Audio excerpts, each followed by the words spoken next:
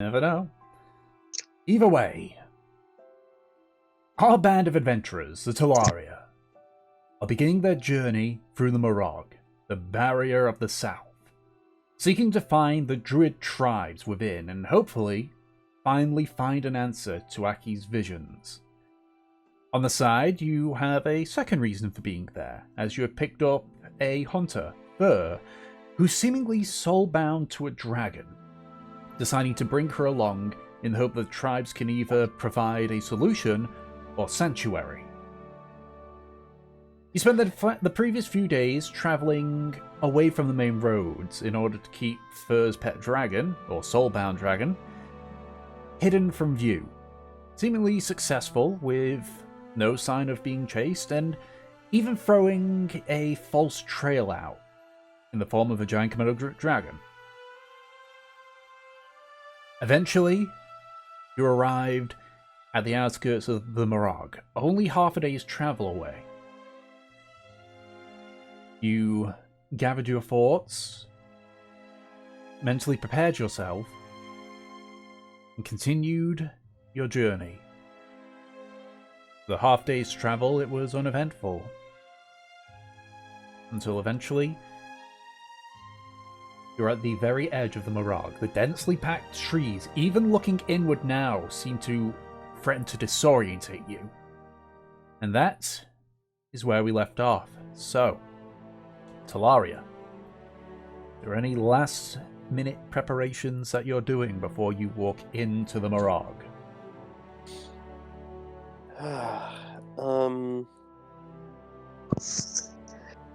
Yeah, because we're on the outskirts of the Murrag, and it should be early morning now, because we did all our watches.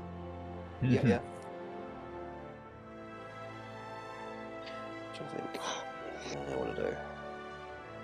What do you got, Aki? Last chance. I'm thinking. Leave me to my things. Yeah, thinking.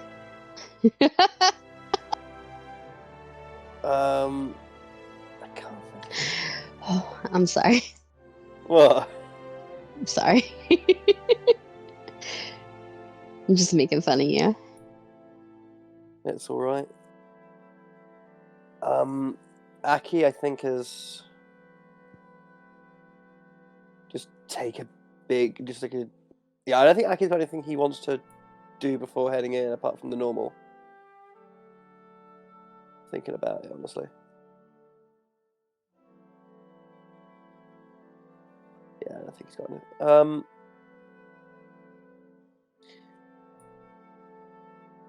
Yeah, I think he's cool. What about anyone else? Okay. Because we're going into the Murrag, I'm gonna take out a little fucking thing from my bag of tricks. Okay. Let's see who I summon. New friend, new friend. Let's see. I have a gray bag of tricks. Yep, so it's a D8. It's notable English character actor Edward Fox.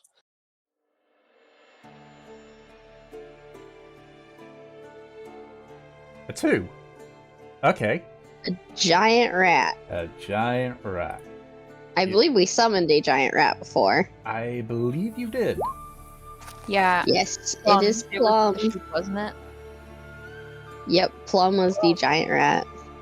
I saw a video where it's like, that now I'm just like, oh, this is perfect. And it's like, I know exactly where it is, I'll find it, but it doesn't give an idea of like, how big the rat probably is. Once I find it. So yeah, you throw the small little like fluffy ball down, and from it spawns the pet rat Plum. Yay. Oh, hello, Plum. She picks, the fat ass rat up. Which Hello. it probably is about that size as the Twitter video I've just put in. A big fucker. I'd be terrified if that thing came at me. Jesus Christ.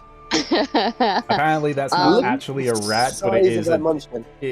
Apparently, it's technically not a rat, but it's from the same what is family. it? Looks somewhat possum-ish, but the ears are really small. I forget, but essentially, that's a good idea of how big Plum is. Okay, so yeah, fucking huge in Mev's arms. Mm-hmm. I don't know. You know, today you have a very important job to do, okay? I need you to keep your eyes, your ears, and your nose out for danger, okay? Plum sniffs around your face for a little bit before just staring at you. I'm going to hope that you understood me. And she pats his head. You know, we should get him a little bow tie like Dawes has. Then we would need to get them all little bow ties, and we are very far away from the next town. That's fine, we'll get him when we get there. I say taking out the fucking alchemy jug and deciding to put 8 gallons of fresh water in there. Yep, get prepping, guys. Does anyone need their water skins refilled while we're here? I actually think I do, because some of us had to wash off a dragon. Alright, so refills for everybody who needs it. Yes, please. It also reminds me, I'm gonna fucking put on Cloak of the Manta Ray so that I can attune to it as we're going. Thank fuck. Because I think Mev is the only one that can't fucking swim.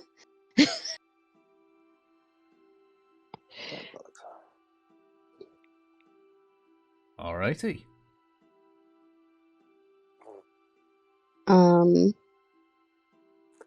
Kinling, do you have anything that you would like to do? I mean, we've got piles and piles of rations. At the very least, our rations will last us like a month.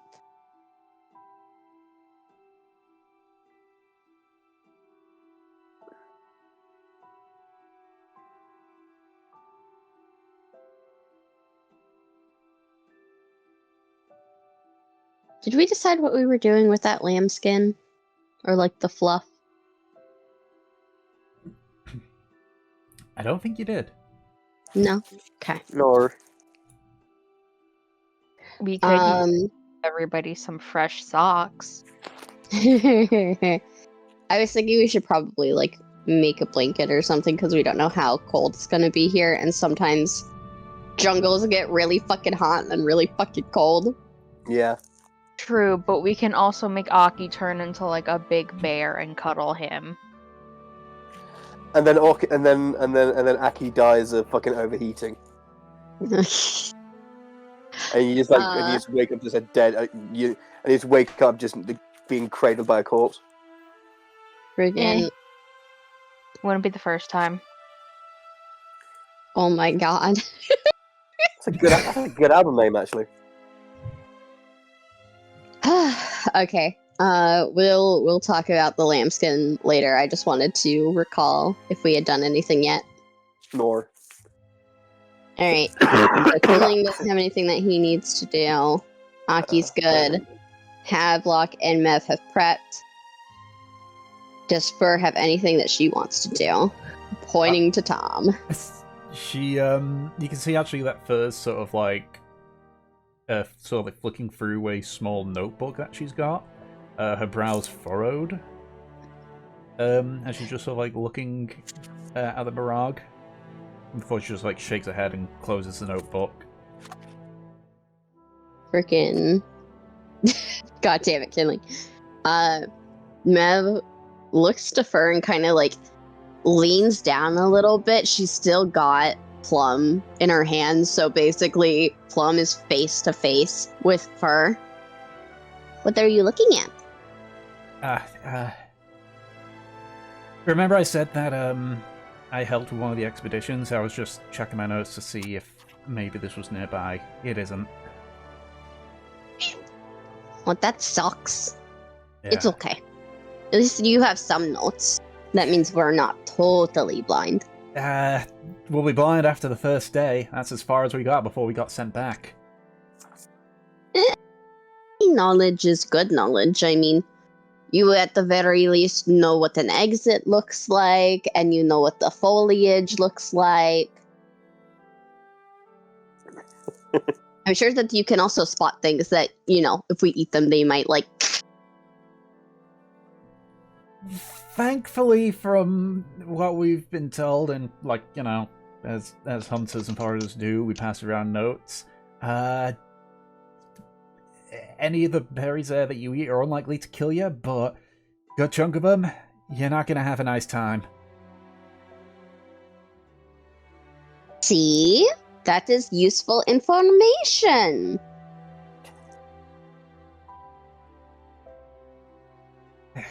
We have a foundation, and that is what is important. Yeah.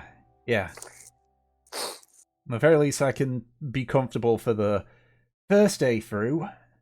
It's typically pretty light around that, obviously, because it's so close to the outside, but after that, we're on our own. And when in doubt, we've got flying creatures in the party. They could just, fly up and go see the big fuck-off mountain. She points to the mountain that, considering where they are, has to be in view. I imagine definitely. It looks far away, but yeah. Yeah, I suppose, worst case scenario, we could always make a beeline for that. Given how high it is, if we can see a clearing in the trees, we can probably head to it, if we need to. That's right. Mev just grins, ever the optimist in the fucking, in front of the party. Mm-hmm. I think it's so fucking funny. She's like, it's okay, guys. The odds are stacked against us. Doesn't fucking matter. We can do anything. And then alone, she's like, fuck me. This is awful. She's screaming internally. Yeah. Oh. Don't worry, Fur. We've got this. Yeah, I'm sure we do. Worst case scenario, just let me know if we need to get out of here, and I'll find a way. All right. She, she's got fucking plum in her hands. She is going to set Plum down, clap her hands together. Everyone ready? There's no turning back. I mean, technically, if we follow whatever road we took, you could always turn back. That's not the point. But you said there was no turning back, and there is a way to turn back. I'm not going to spend a bunch of time roaming through a forest only to go back in the same direction. Okay? Unless, of course, there's a big emergency. But that is besides the point. Are you ready? I suppose. How's Aki looking after that big huff? Aki is looking,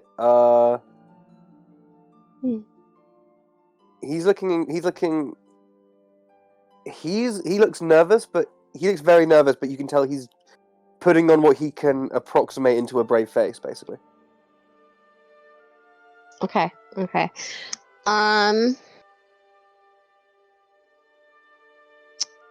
Can I roll insight for more detail? Sure, go ahead. To see if, he's doing that thing where he basically overthinks himself into a fucking snake eats tail scenario. Sure, go ahead. Oh, I don't know why that was with advantage. Apparently I had that set, but 21. 21. Yeah, you can. Well, that 21, you can tell that. Yeah, there's you can tell that there's a lot weighing on his mind, and you can almost see him going through scenarios in his mind, and almost all of them end badly with, and yeah, all of them end badly. Telling you any more would get into mind reading. levels Yeah. of insight. So there you I go. mean, A 21's good, but you're not fucking. Mev is literally telepathic. Yeah, but she can't. Yeah, I mean, she can talk to mine. She can't read them. Yes, she can. We've established this. I mean, she has to establish a link with you, but Mev can read minds. Is that what you want to do now? Anyways, Is that what you want to do now? yeah, actually, Ooh. please, Mev's going to establish a link with you. Tell me the first surface thoughts. Come on, dance, puppet. Okay, you're okay. Okay. First surface thoughts. All that's going through Aki's mind is oh shit. Is basically his version of oh shit. This is where I'm going to die, probably alone, because they're going to abandon me. Okay. Really good. Oh, yeah. Oh fuck! There's no tea in the jungle. What do I do?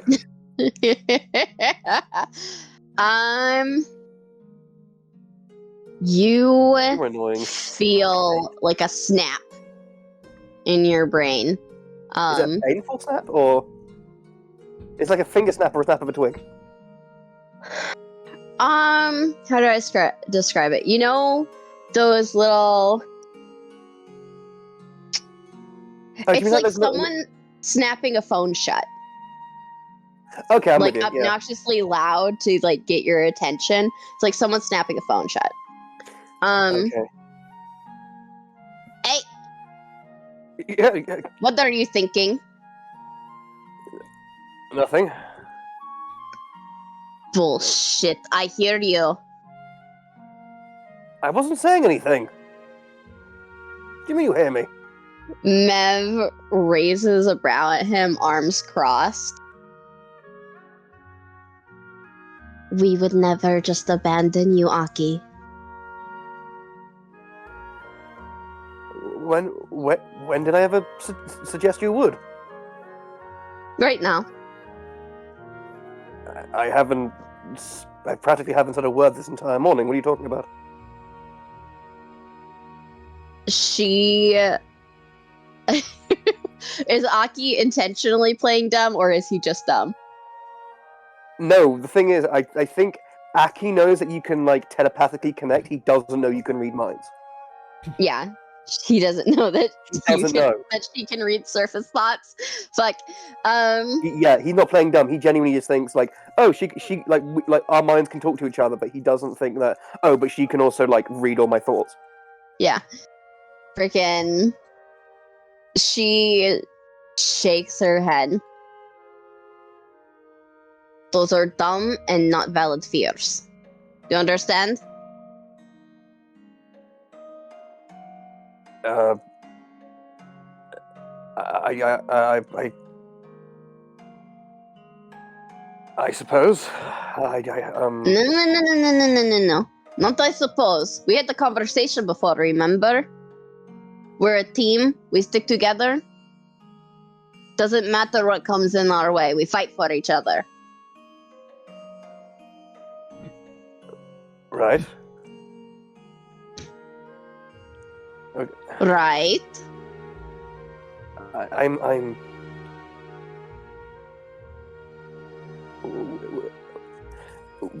No. Look. I understand the whole camaraderie, loyalty to the team thing, but you can hear my inner monologue.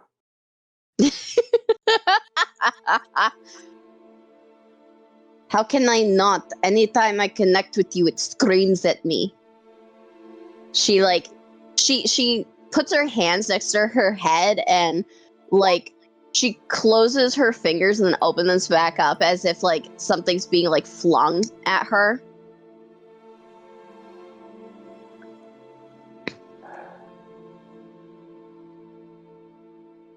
Frickin' surprise, we all hear it. You of all people, Aki, have the most descriptive and powerful thoughts that I have ever heard. They are extraordinarily loud.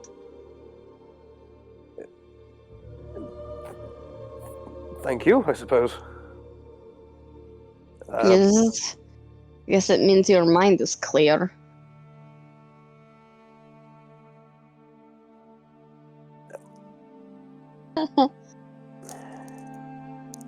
He's extra. What does that mean?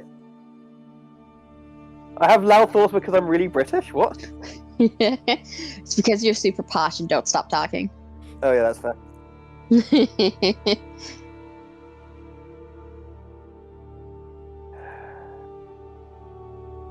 Well, it's in your own really rather obtrusive and frankly terrifying way.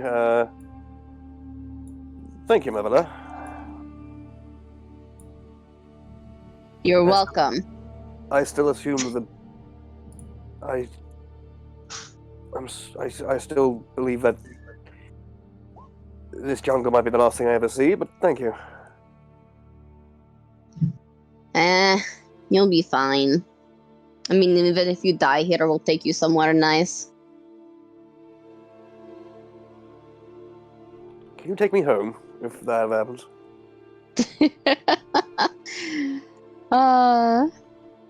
Mev, I'm sorry, I have a really quick question for you, Mev. Is this Yeah. conversation happening in head or out of head? Conversations happening out of head. yeah. Just the feeling that Aki got in his head to, like, bring him back was, in his head. The conversation is allowed. Maybe a really rotten body by then. That's not true. I mean, we can, like, mummify him.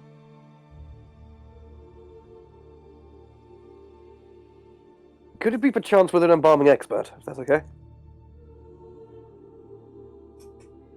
I'm not cleric magic, but, like, I'm familiar with people, like, wrapping people up. I'm sure we can, like, find someone to do it. They do it in, she, like, tries to think about it, and Aki, you actually feel this sharp pain in your head. Mev just kind of winces. I don't remember.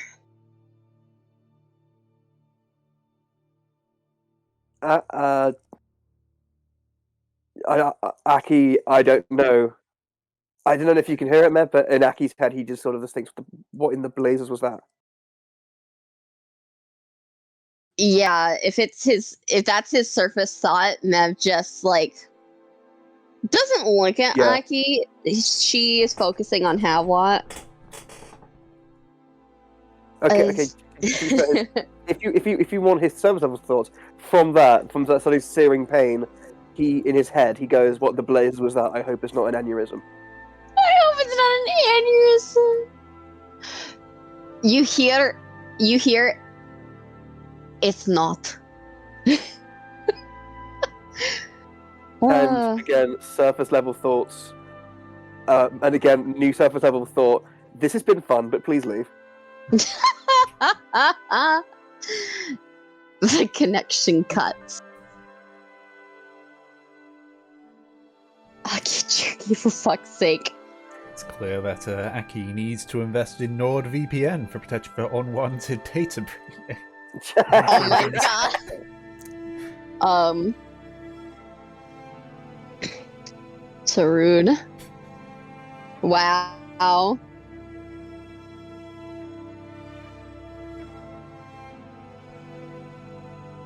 Alright. Yeah, I know, right? Aren't I just a total twat for doing that?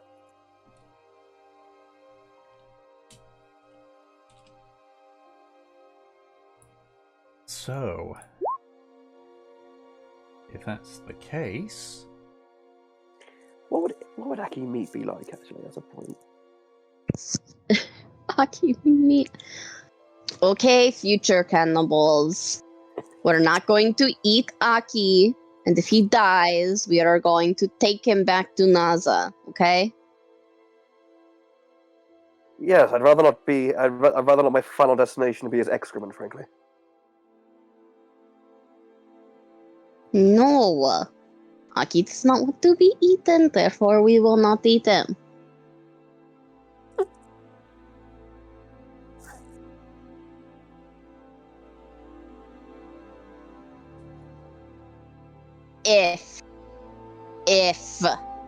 If needed, the two keywords. You know, stop being pains in my butt. Yeah.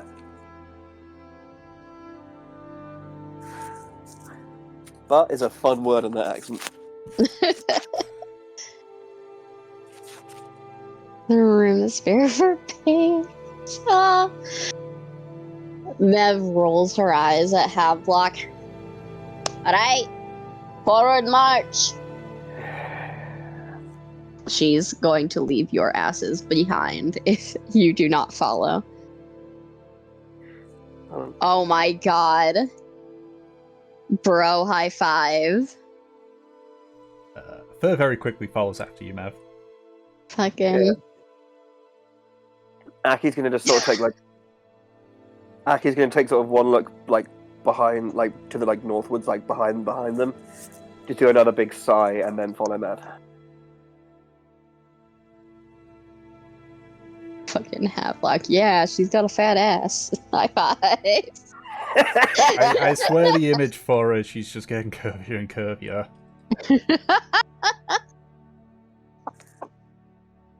Hold on. I need the Albertino scene. 1 second. What was that? 1 second. No, carry on. Okay. This is why I don't make much description in regards to fur. I'll let the imagine do that, but I also fear what the imagination is doing.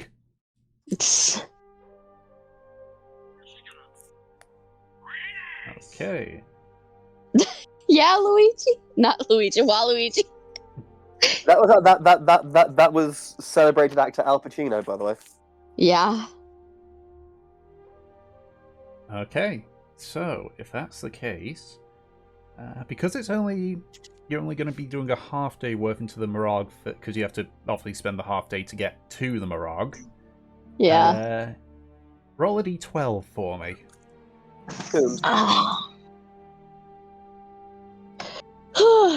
Alphabetical order? Character name or real name? Character name. That would be me then. What was it? D12. Yes, d12.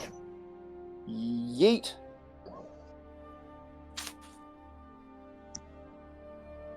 Okay.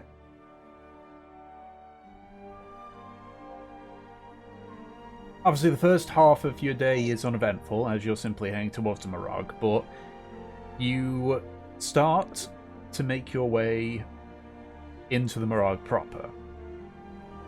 You realise right off the bat, it is slow going. You are having to move at a much slower pace, having to step over many tangled roots and squeezing between various trees. On occasion, you find a few pathways, but those quickly vanish in the form of more trees. However, as luck would have it, the half day of travel that you do into the Murrag, you don't find anything to hinder you, barring the terrain itself. Okay. Just as a thing, while in the Murrag, Aki's going to regularly check for like any like written like signs or symbols in Druidic script that he can find. All right, make like, a perception check. Like, you know, like carved on trees or in, you know, other sorts of like natural signposting kind of thing. Increase Kevin Torre.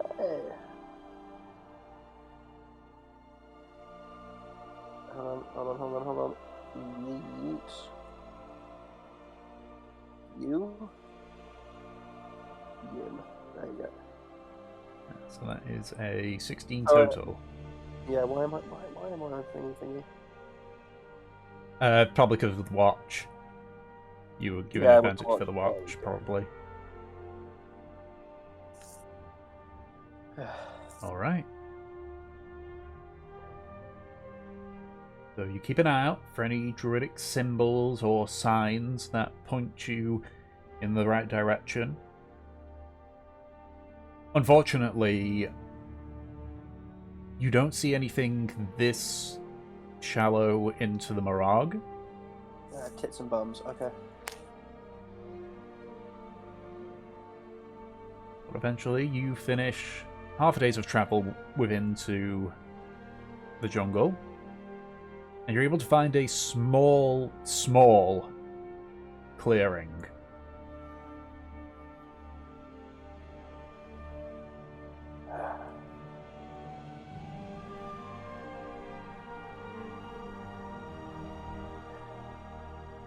Well, I suppose if any of us need to stop and rest from this trail carving, we're I'm sure we're going to get as good a opportunity as right now. Yeah, I think this is the best place for us to hold up for the night. Is it already that dark out? As I said, you were half day's travel from actually entering the Murrag proper. Oh, Yeah. we're not in the Murrag yet. Okay, sorry. Yeah, so you'd spent half a day just getting to the Murrag, and the remaining half of the day was traversing into the starting point. Okay. So how dark would you say it is by now? With the addition of the tree cover, extremely dark. Extremely dark. Okay. If that's the case, if we're going to be setting up, for one, let's get a fucking fire going, but also, I'm going to light my fucking, bullseye lantern. Alrighty. Because it's fucking dark. Yeah, I don't know if anyone's camped in the woods when it's like a particularly like thick bit of forestry when it's dark, but Oh, yeah. Hi, Zelia. Yeah, you camping in a forest at nighttime, you see genuinely fuck all. mm-hmm.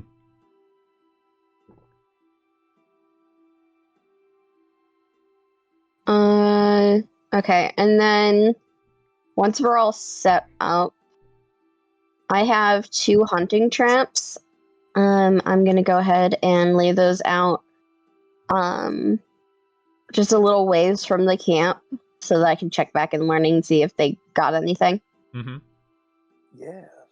By the way, I don't think I have Olivia's letter to Ferrant anymore. Where is it? I just still had it in my inventory.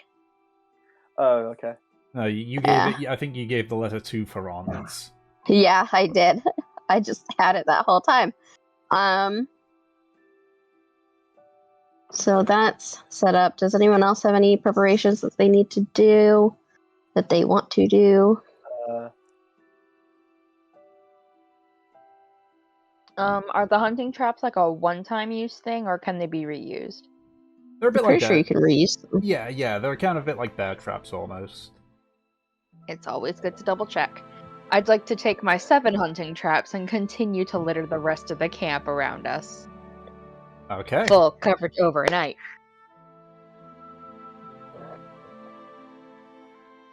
Okay. We're going to hurt Kurs. Yeah. Do.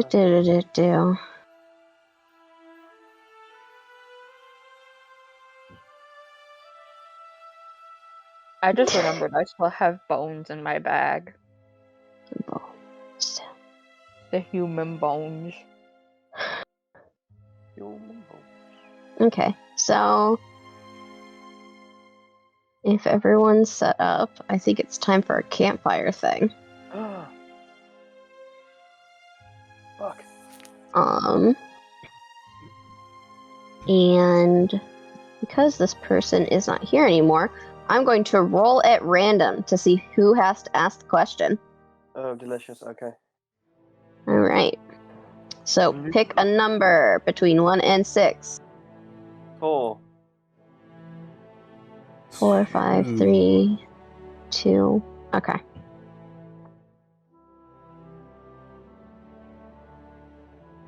All right. I'll send it to the person.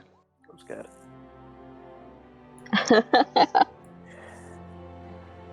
Yeah, first said 2. Oh, well, I said 2 for fur.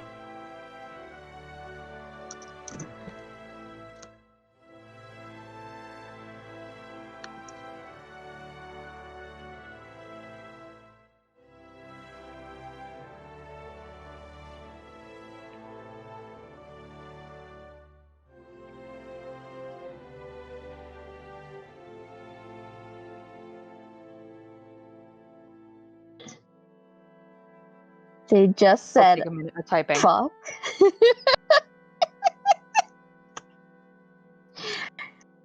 All right. I'm going to delete that one. That was funny.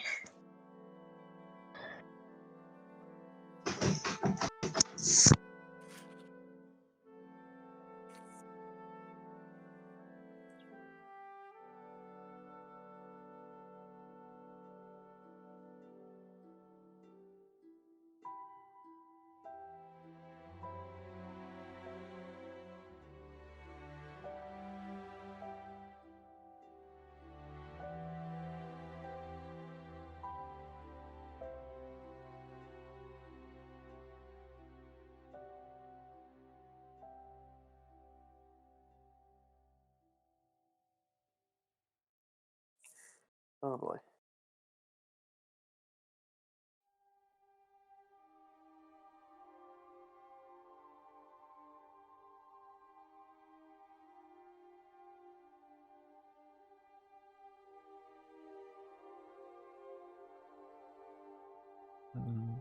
What's the best memory from childhood?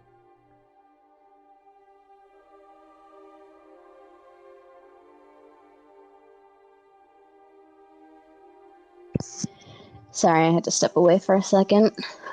Alright.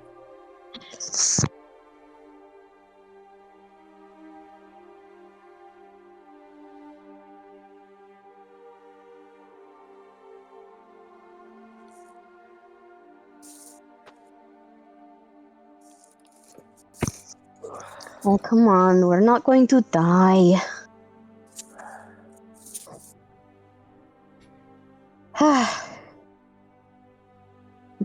I guess. Huh?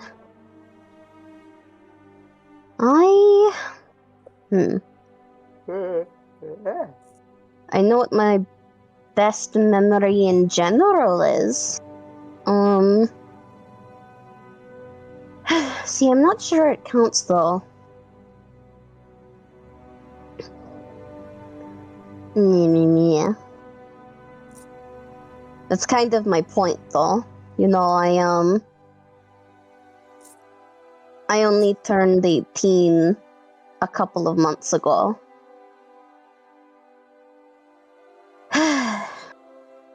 Mev. Yes, but 18 years is sort of fair few many. It's a fair many amount. She nods.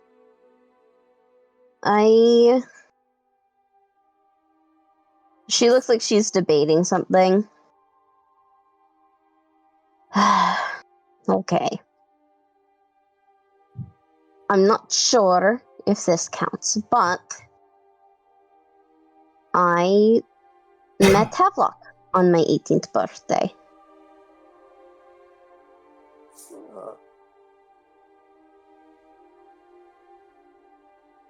So you and Havelock haven't known each other for too long then? Maybe half a year now.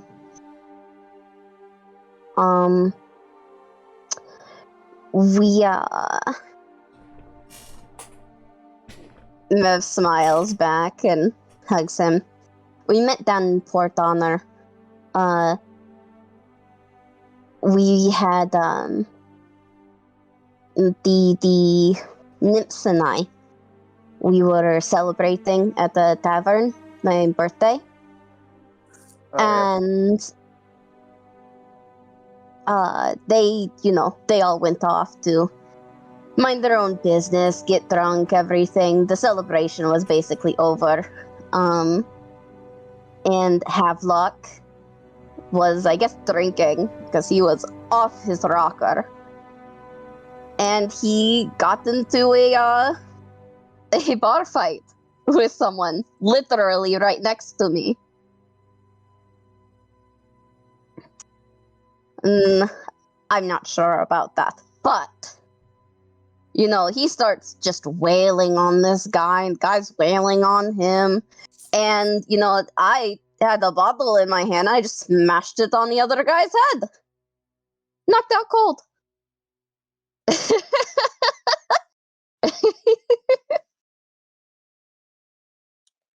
So your finest memory is the time you gave someone a concussion? No.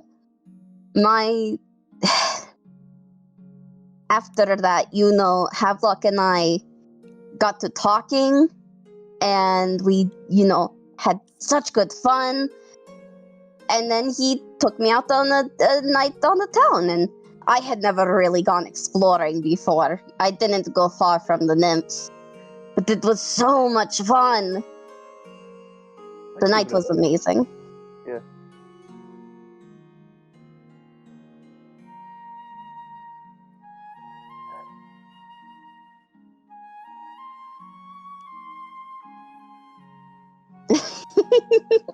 I don't think I can forget, considering that I still have them in my bag. Mev grins. If you want them, you can have them. They're way too big on me.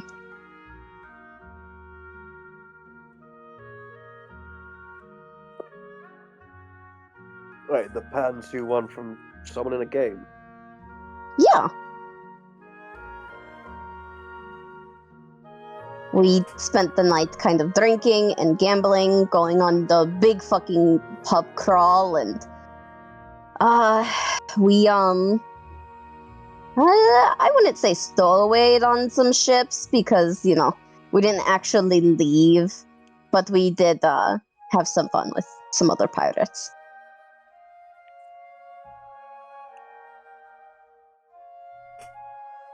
This might make me sound particularly shit, but what is exactly the pub crawl? Where you, hit all of the taverns and buy at least, a drink from each place, see all the sights, talk to people.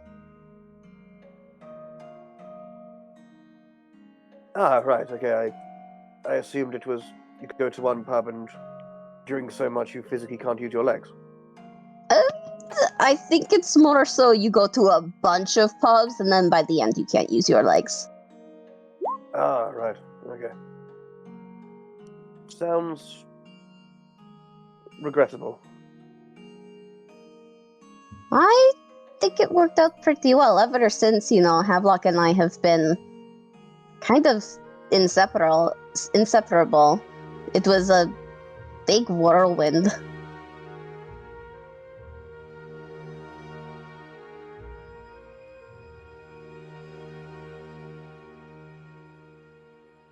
Now, what will be the fascinating thing is if you and Havelock share the same favorite moment. Oh, Mev looks a little like she doesn't want to put that pressure on Havelock in the first place. Don't worry, I won't be offended. She looks to Havelock.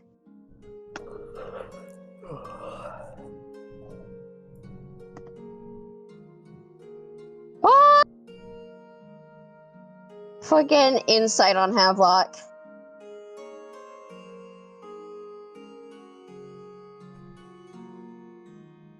Oh, 9. Of course, I got a 21 with Aki, who just spills his guts, but...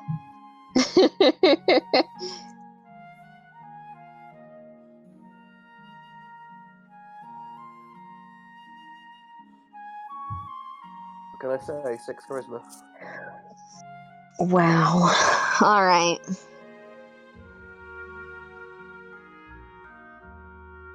Yeah, it's surprising, isn't it? Yeah, feels like he should be a fucking liar.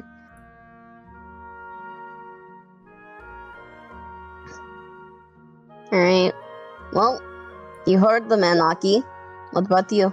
Favorite childhood memory?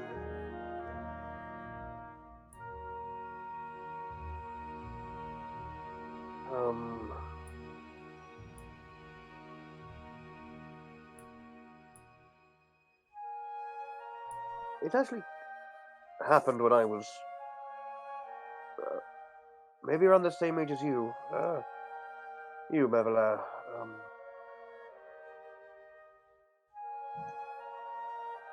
There was a one of the young servants, a stable boy for our household. He took we took fancy to one another to where each other's company became a mutual obsession. And one time, he told me he was taking me somewhere, and it was to a section of woodland near my home back in Nauza. I was terrified. I'd never been there. My grandfather said that nothing was to be gained from venturing inside, and yet he was so confident. Not a care in the world. Not a thought. Not a thought that an outcome could come that was anything but positive. And he guided me in. We found a small forest glade with these blanket of these small white flowers. I can still picture the smell. We just laid there and discussed every small little thing that came to our minds. Eventually fell asleep in each other's arms. Unfortunately, it was also the end. The local town guard was sent to find us. They assumed we'd been kidnapped for ransom by local bandits, and when we came home, my parents were furious, and I never saw him again. It was after that I started living with. I started living with my grandfather full time, not just visiting him whenever life in town was too much to bear. But I suppose that's what made it joyful. You see, the fact that it was just one night. It was fleeting. It was a moment in time. In a way, it ended too early, and yet just right for it to mean the world. I still sometimes, when I need to return to a place of joy and I have the clarity of mind to make that assertion, I find myself there, looking up at the stars.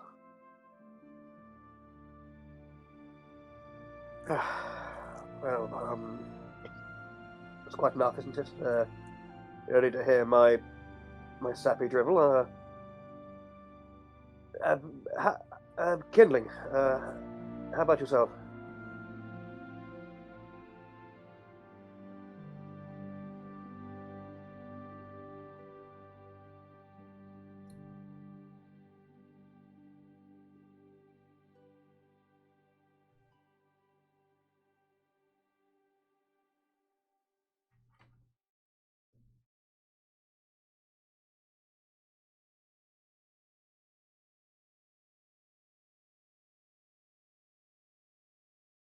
And in case someone, oh, by the way, no, that's too much. I shouldn't say that. If we ever end up in Naza, I'll tell you later.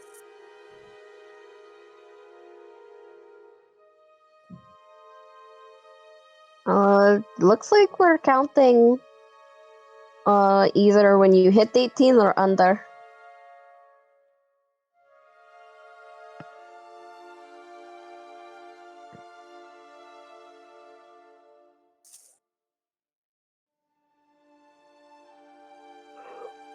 Yeah, I mean, you could be a toddler and have like a really good piece of cake.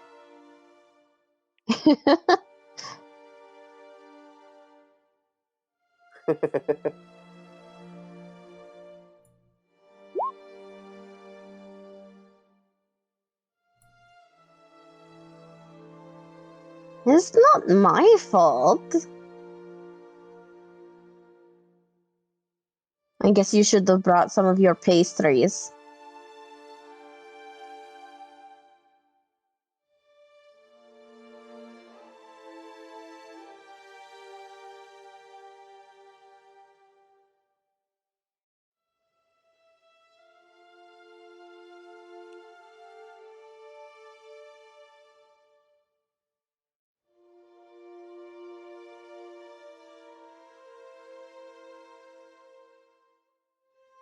Oh yeah, you're not 18, are you, Kinling?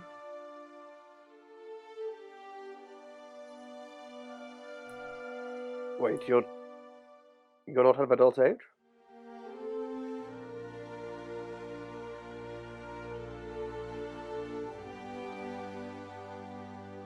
Wait, who's...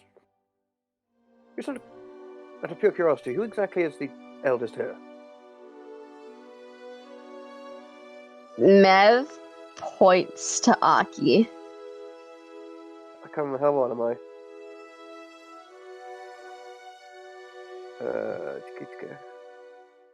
Yeah, Akius goes, well, I'm hardly exactly ancient, I'm only 23.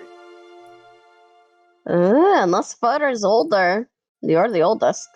No, I'm 20. Havelock's 19. I'm 18. Kinling's 17. Okay then.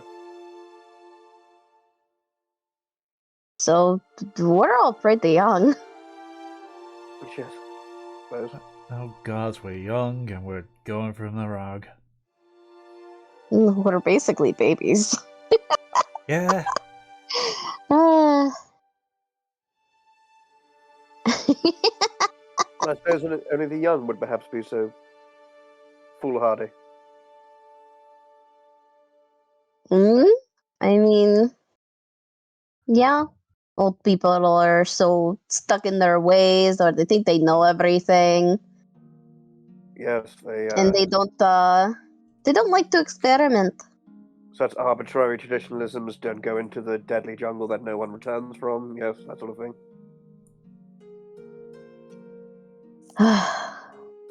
Mev is kind of curled up, hugging her knees. She just looks at the forest. Come on, Aki isn't that old. I mean, he's ancient compared to us, but... Half a decade is enough as an epoch to you, is it? That's pretty old. You've got a lot more experience than us, and yet somehow none at all.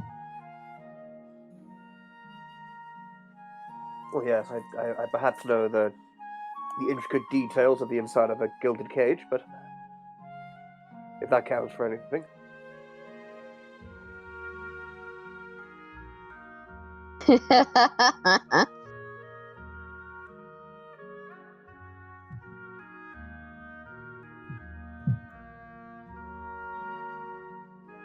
I mean, in my defense, it was quite slim pickings in that small fishing village.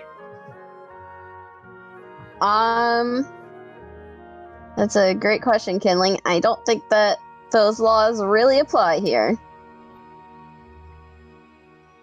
My lawyer buddy, we're insistent on the lawyers. Only one of Again. us are insistent on the lawyers. Aw. I'm perfectly happy accepting they only exist with pirates. I mean, yeah, pirates are really big on, like, code.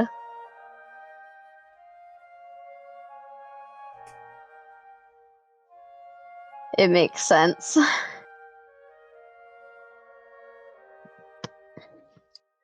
Frickin' forest lore. Kindling is old enough to know what he's signing. I don't know if there's, like, an actual limit on what counts as a minor. We're allowed to drink. It's not like you're handing a baby, vodka.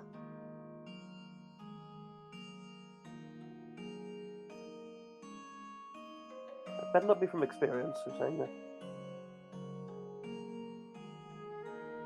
Does Aki say that? He thinks it, certainly. Fucking. Well, she's not connected to you right now, so you're lucky. Yeah. Mev shrugs. When is your birthday, Kindling?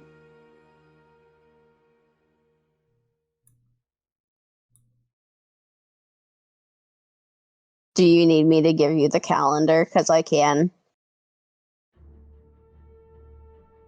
We also accept translated after setting.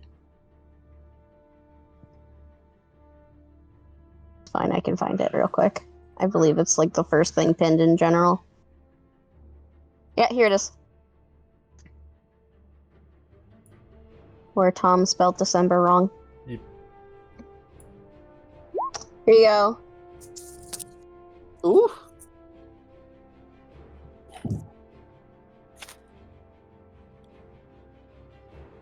I mean, I could always pick your zodiac.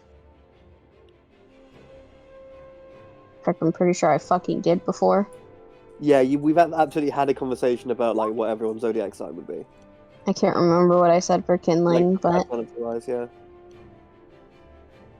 Oh, you need the date for today. That is up to Tom. But we spent, like, what, 2 to 3 months together? Yeah, you guys are roughly on the 2nd of Harrowfield right now. Okay. Ooh, it's It's October. October!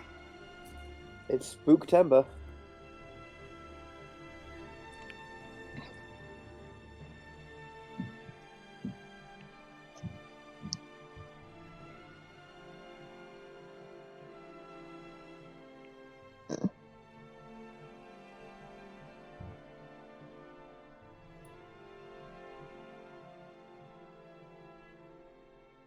George Costanza.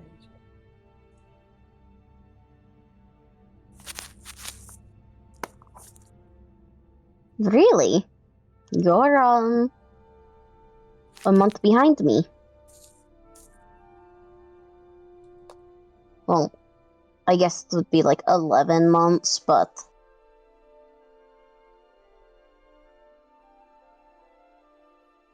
Does that mean Kindling's a fucking Capricorn?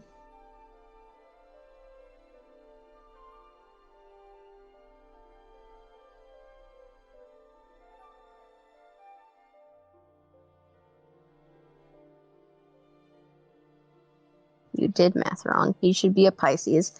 Alright, then he's born in either February or March.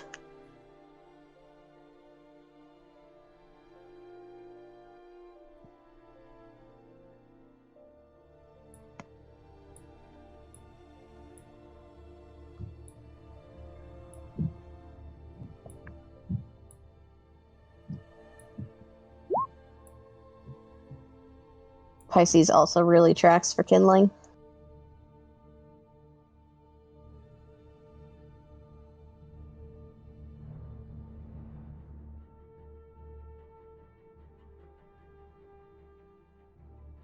Oh, we were born in the same month then.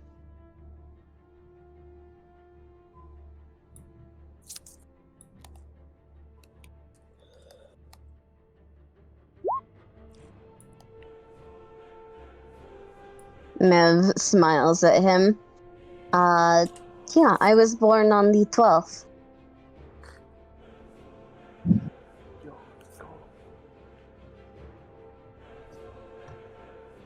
For reference, you would be born after the 21st.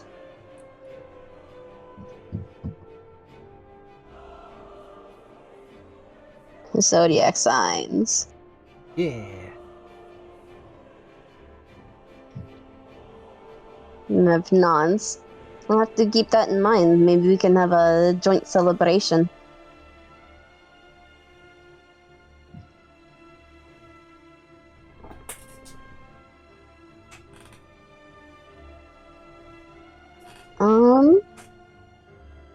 Mev looks around and her eyes set on Fur.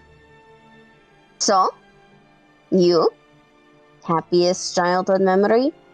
Best, I suppose?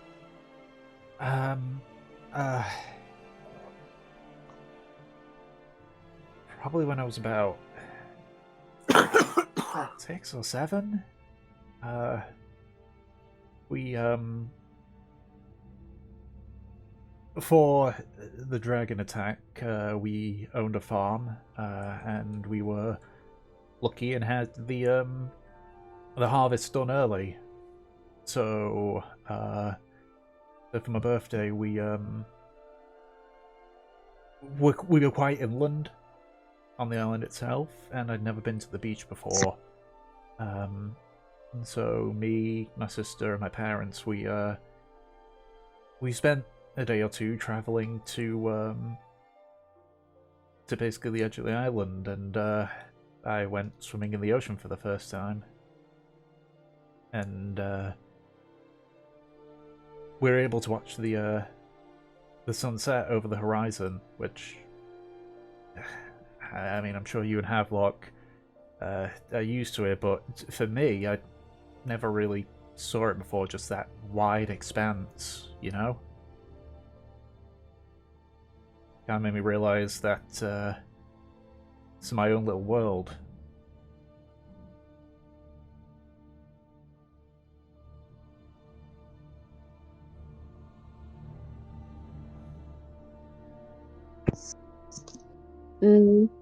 What do you think of the world now that you've seen it? Scary. Weird. Yeah, and on some occasions, unforgiving. Mev nods. But do you still see beautiful things like that? Do you think there's still more? I mean, I've kept my wits about myself, so clearly there's something around here. I agreed to go with you guys, so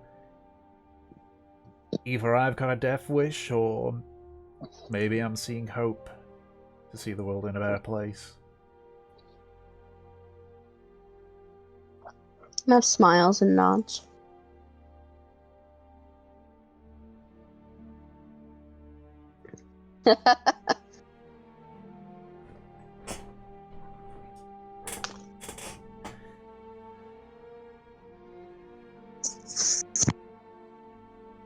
And then I guess I've sort of been thinking as well what would happen afterwards. You know, if I can't separate myself from Curse. Who knows, maybe when he gets older, maybe I'll just leave the Murrag myself and find a nice place, you know, explore. And it'd be really cool flying a dragon, much as I dislike him.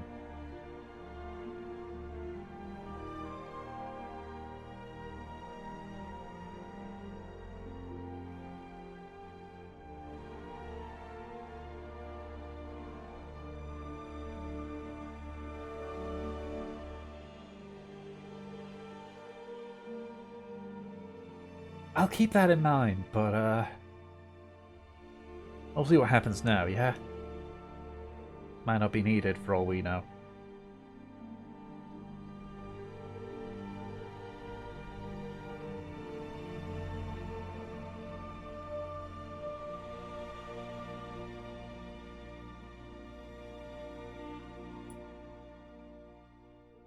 Don't remind me. It's my favourite memory, but, you know, even the best memories got some bad parts.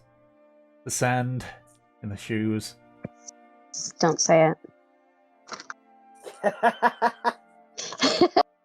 You know. I know, but I wasn't intending to. It's just that it's such an ingrained part now when people mention sand and they know.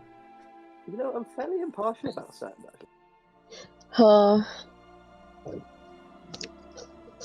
Alright. Sorry, I heard it and I was like, don't.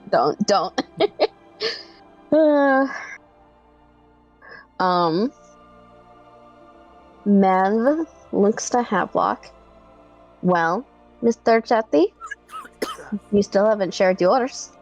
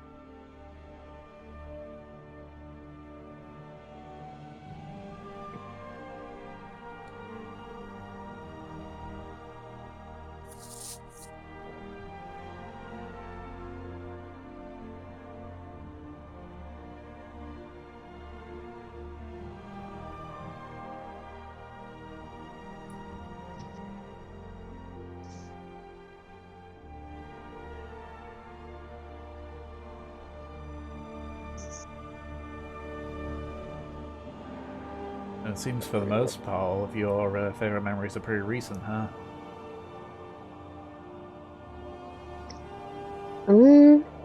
Mev debates on what she's gonna say next. Wait for Havelock.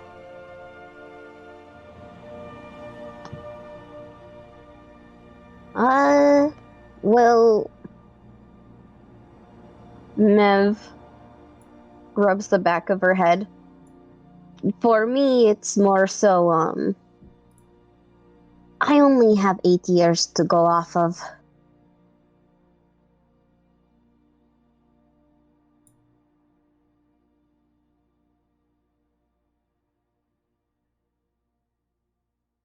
Only 8 years, what?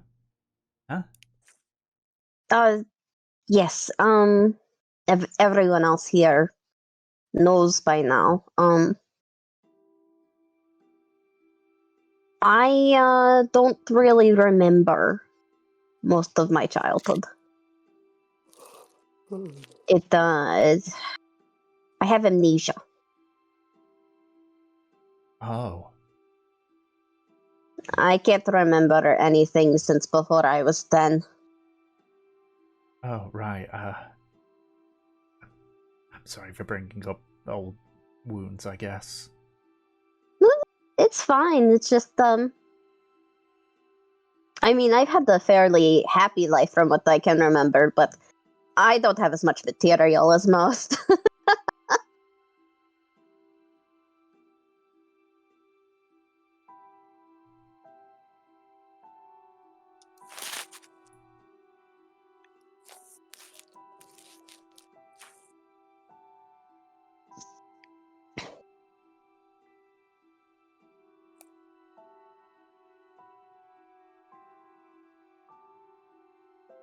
let's see what have luck finishes typing.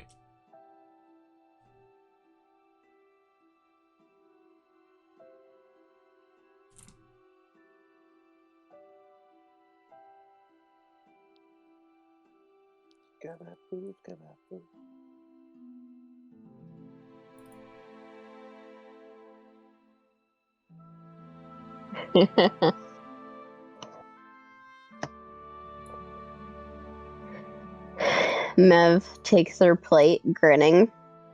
Yeah, the better memories. Make the best of all time.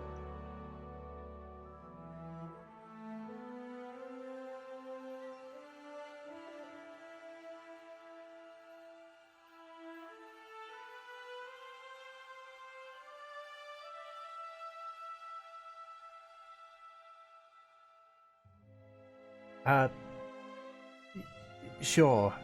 She calls over Kurz, who sort of like just walks up and sits down next to Fur.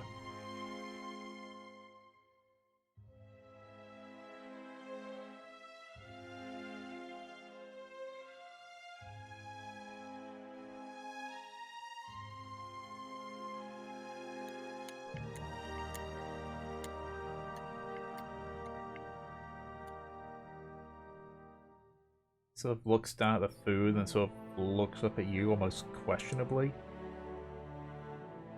Or he just dips his head down and begins eating at the food. What are we having for dinner tonight?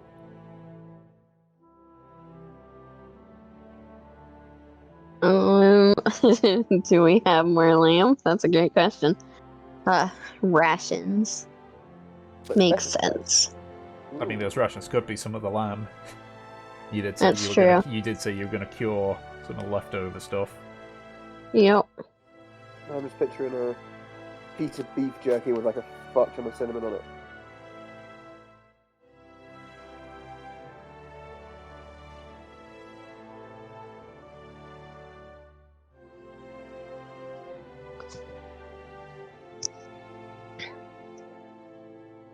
Some green stuff. Some green stuff. Fucking. Try the gray stuff. It's delicious. Purple stuff, and 2 cans of Sunny D. Yeah, it's just some grey food. They say any food that's grey is good for you, yeah? I'm not exactly sure if that's true. That I is mean- definitely not true. Like, some mold is green. Mold is definitely not good for you. So, to get all the nutrients I need, I should just eat a handful of grass, then, should I? I mean, it works for cows. And I hear for cats it clears out their digestive system.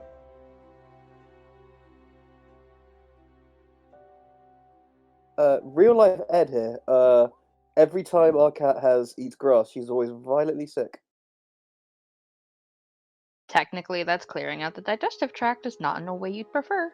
Technically, When does she eat grass? whenever she It might goes be to the grass. Do you let your cat go outside, Edward? Yeah, Edward!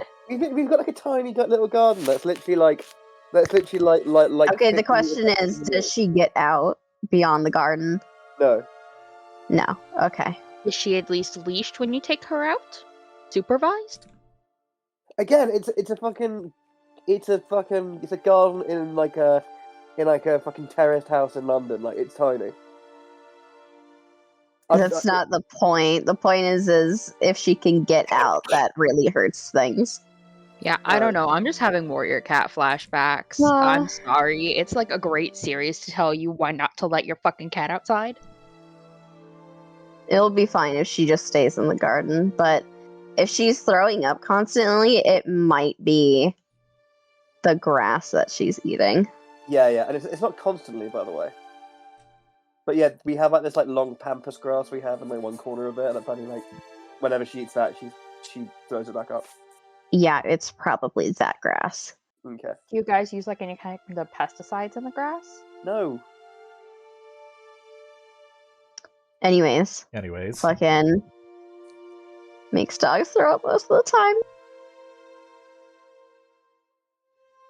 Freaking, I'm surprised that Kindling didn't have anything to say to that cat comment.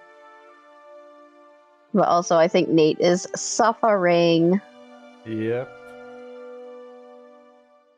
Updating your PC. The funnest thing I'm ever. so sorry. I'm so sorry, Nate. What are you talking about? Updating your PC is always fine and painless and not inconvenient whatsoever. And also with the mention of, like, if Green's good for you, it's like, well, that be saying, like, Curse is good for you. I don't think you'd want to eat him. Mev tilts her head at Kurz. Kurt's eyes narrows at your contemplating. Mev grins at him. They aren't sharing a telepathic conversation, but they both understand each other. Yeah, you don't even need to make an insight check to know that Kurz is saying, "Don't you fucking dare." I'm joking. I'm joking. Just goes back to eating. Mev starts to eat her food. Eat. Alright. Yum, yum. So she looks like up at the fucking trees in the darkness again. Fuck me, it's dark. Yes. Don't think any level of light is going to help us here. Nah, probably not. Should have brought, like, a fucking machete. Or something close enough. Naki sort of takes out his scimitar. That'll do, if we have to cut through foliage. Which we will, unfortunately. Not sure it would ever be presentable again, but it's better than not having one.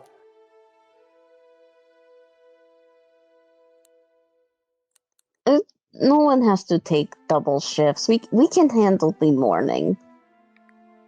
We have to pull our weight. Also, you technically have dark vision, Half-Lock. Fuck you. One eye has dark vision, doesn't it?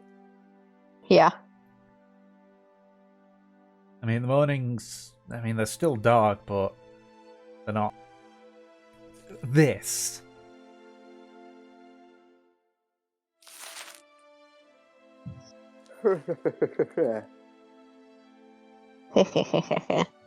It's a great thing that we bought all of those fucking games.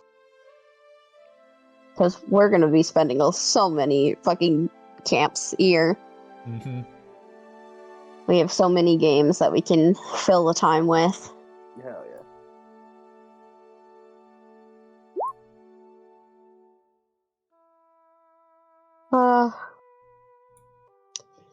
Alright. It'll be fine. I'm going to head in for an early night. I think. Maybe. I can't see the fucking moon. Head in.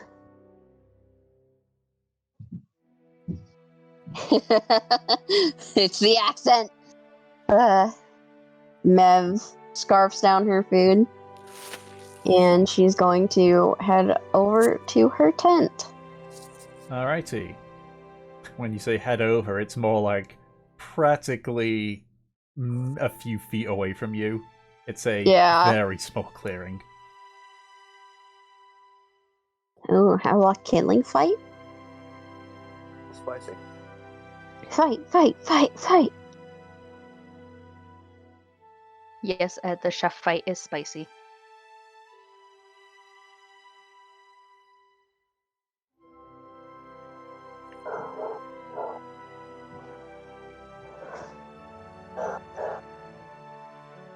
Woof.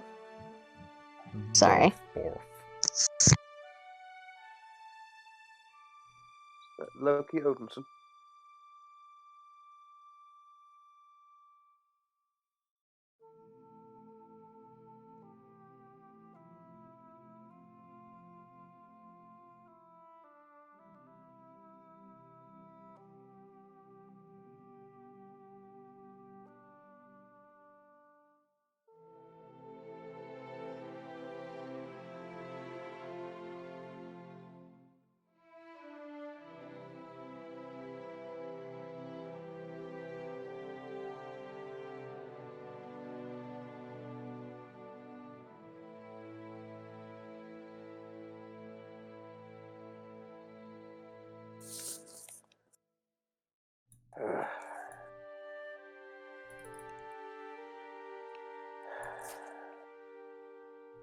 You know, I really fancied following in Merv's footsteps, but I guess we don't get one.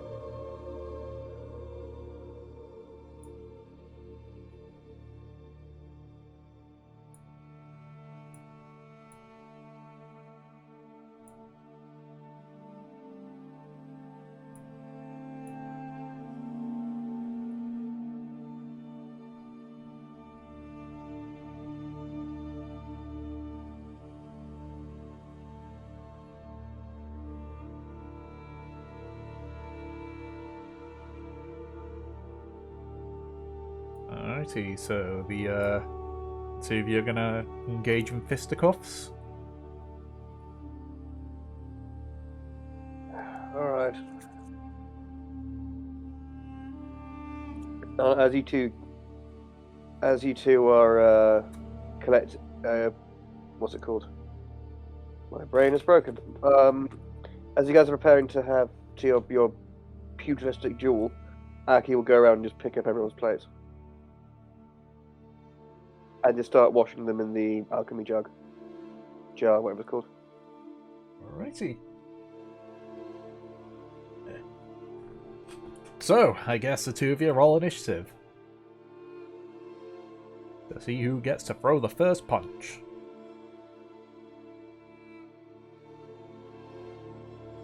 And what gets to throw the first punch?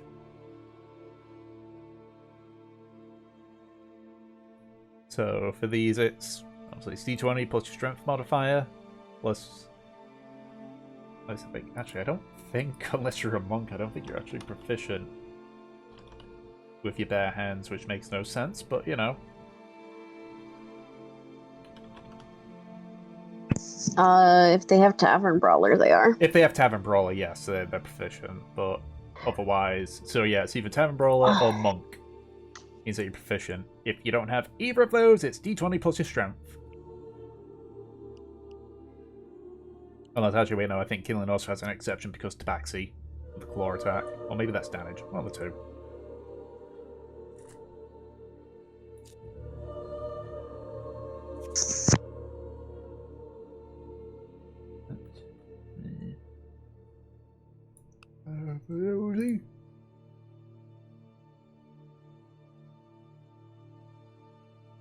Couldn't agree more, Thomas.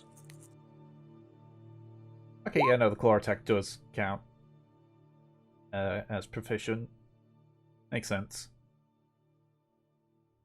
Okay, 22. I'm pretty sure 22 hits, so that's... What's your strength modifier? Oh yeah, it's +3. So that's 4 points of bludgeoning damage to kindling.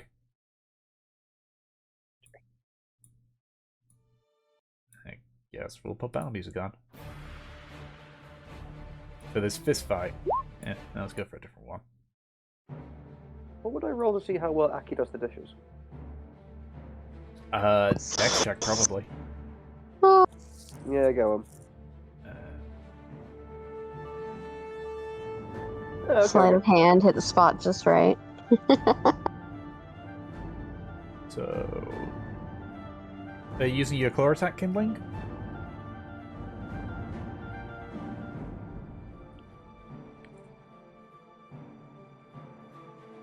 Or are you just bare fisting this?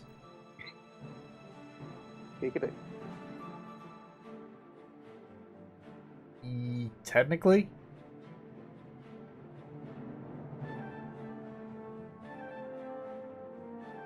I say it's weird, but it specifically mentions, like, with a claw attack.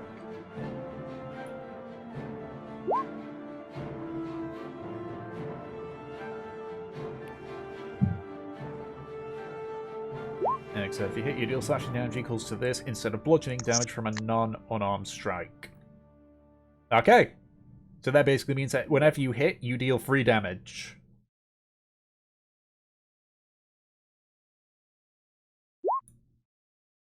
But extra attack, yep.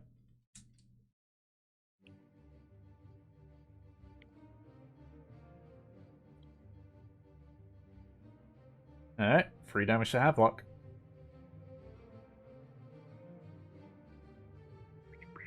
This is great because there's just going to be a shit ton of d20 rolls.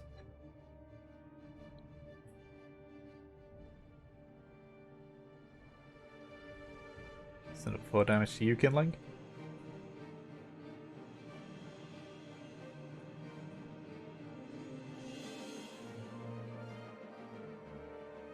Four damage.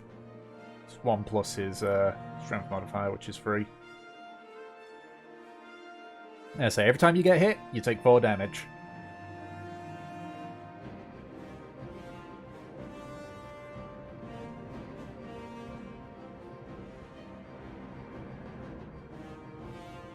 Yes, you do.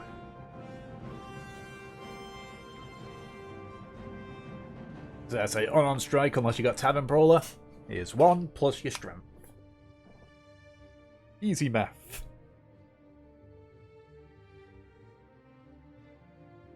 It's weird that it's just Monk who has it. Like, you think at least Fighter would have it, maybe. Well, Fighter is about weapon use. Like, they get the most proficiencies for weapons. Yeah, I suppose.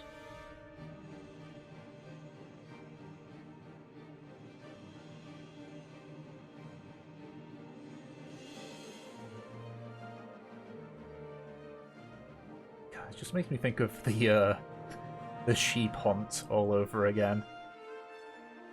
Please don't. Just with all the d20s, I mean.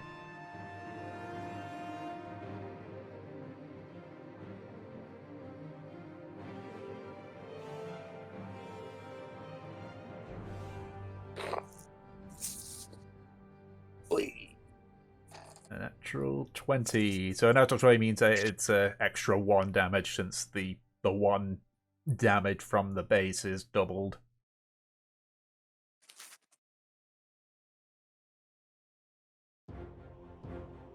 Oh, damage. Oh.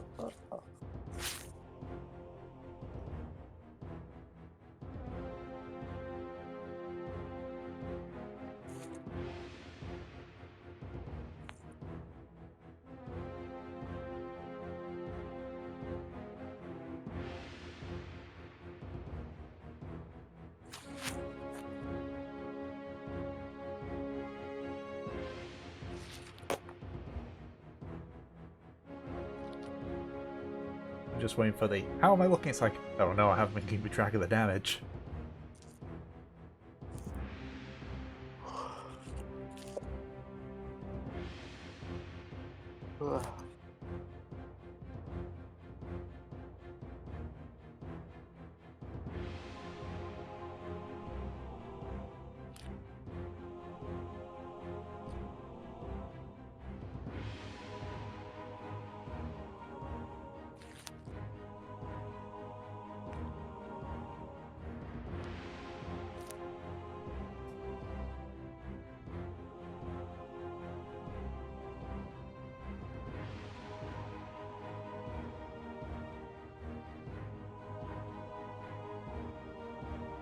And I should have gotten a soundboard so I could just, keep pressing the button for like punch sound effects.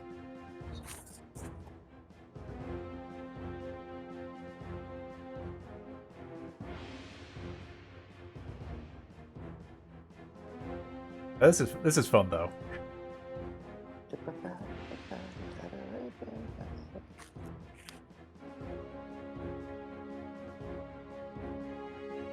Just because I'm imagining seeing these two just going at it while everyone else is just watching.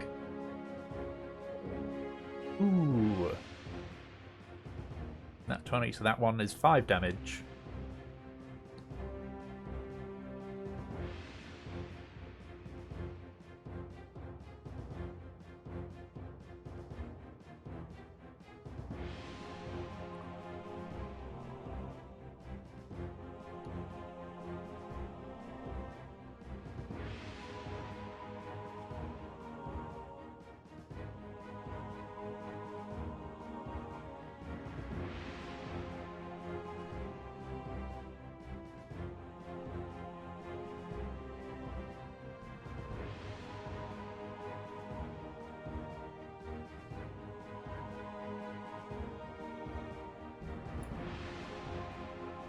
Where it's just like, on one side, it's conversation, on the other side, it's the party beating the shit out of each other.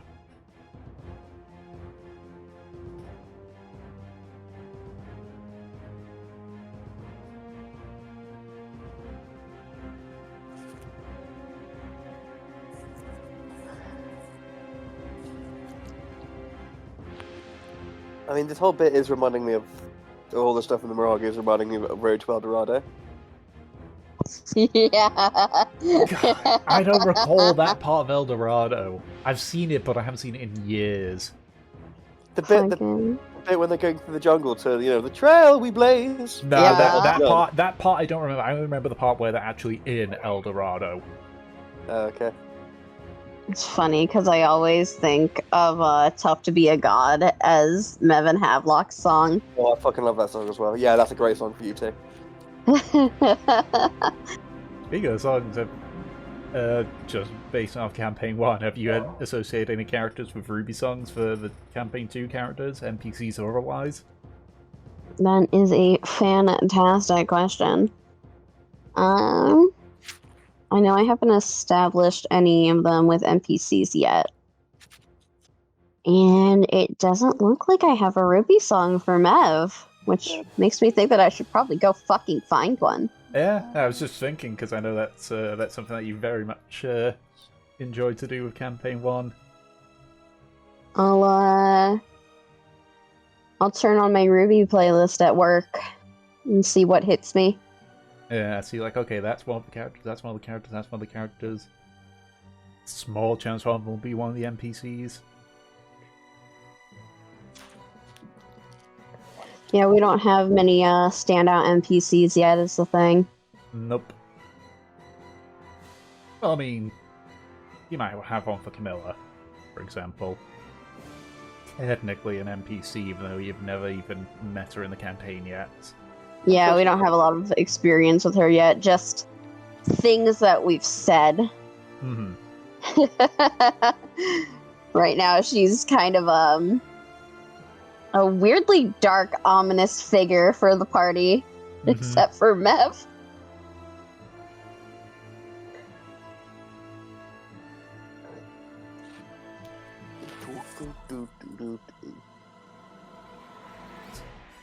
As the fisticuffs just have devolved into a slap fight now. Aww.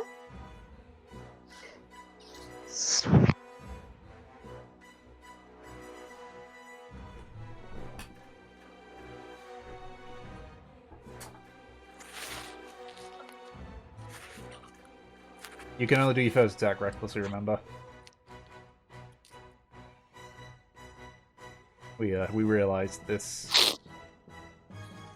And you also need to be raging, I believe, to do oh no, you don't. That was the other part. That confused me. You don't need to be raging to be reckless. Huh. No, so I'm pretty sure. Let me just double check. Yep, nope, doesn't say you have to be raging. Which means that Havelock gets advantage on his attack.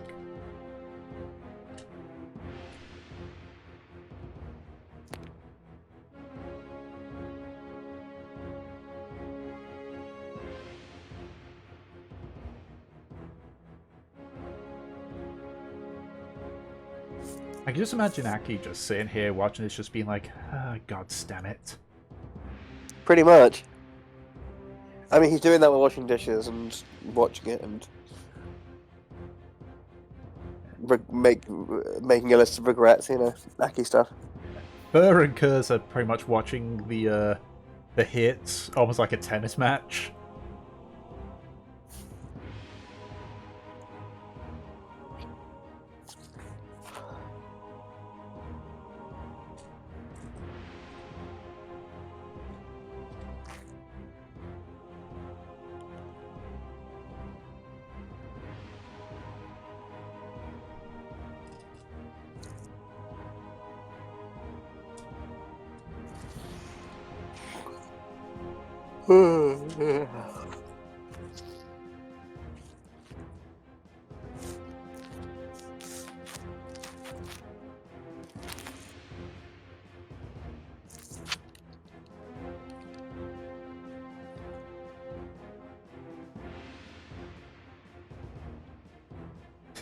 Okay.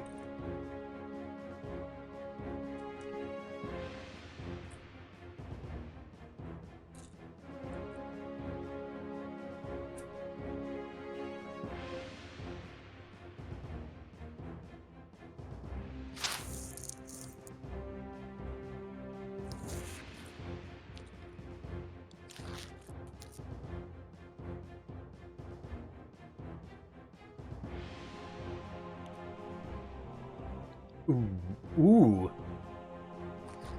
Ooh. I'm also glad that I'm clicking on the Roll20 window, because all we would hear on the back of the recording is just the, little tweet noise it makes when people roll or say anything.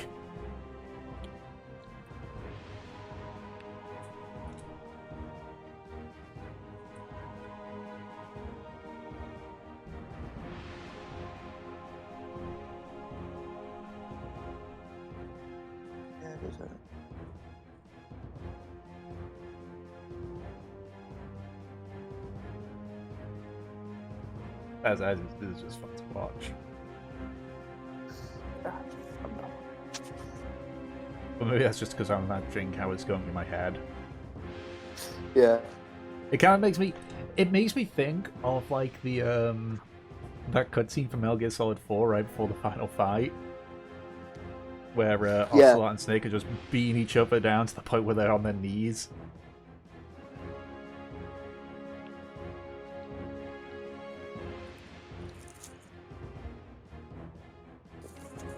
Da, da, da, da, da. You are just like me.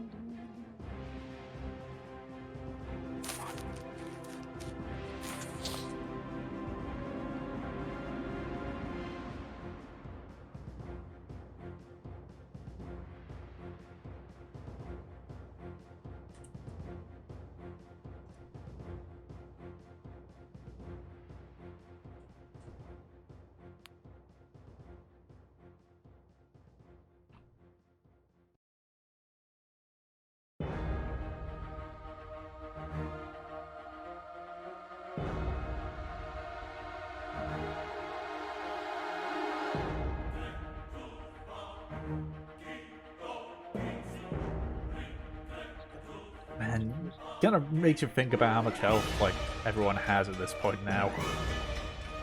Oh yeah. Although I won't be surprised if Fur has like the lowest hit points out of everybody. He did not roll good on her level ups. Lowest might be like maybe probably like not Kindling or Mev. I think it's going to be a toss-up really between you and probably Fur. Yeah, probably.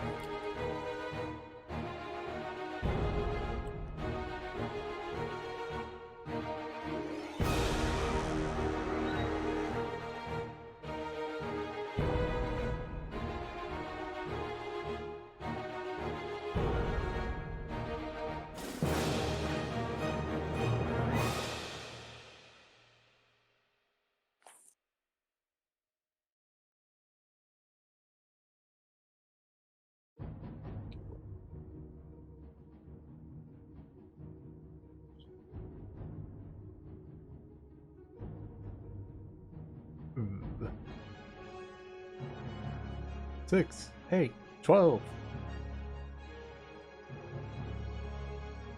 18, 8.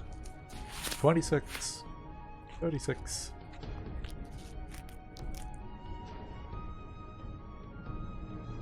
Well, there was an 18 in there.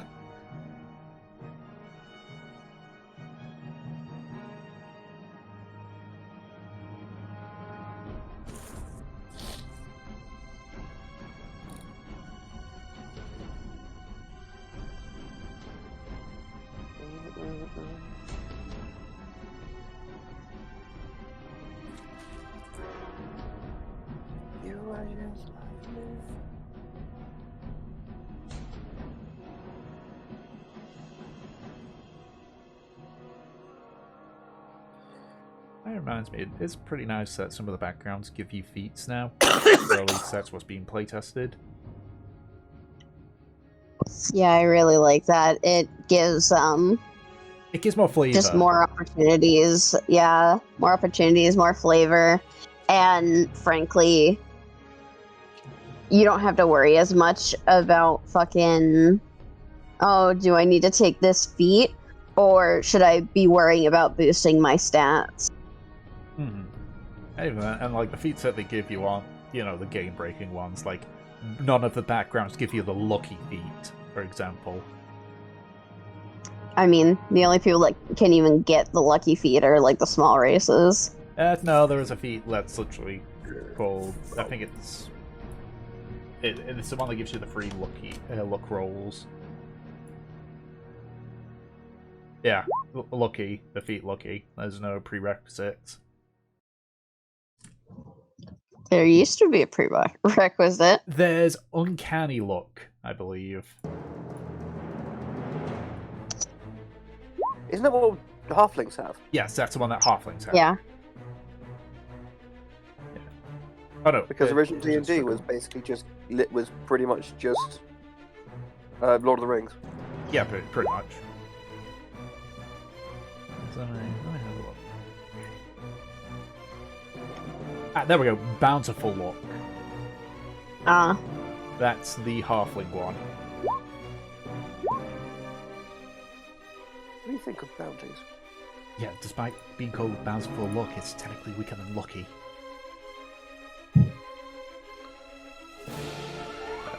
So keep in mind now, Kindling, that since you're raging, the melee damage you take is 2 instead of 4.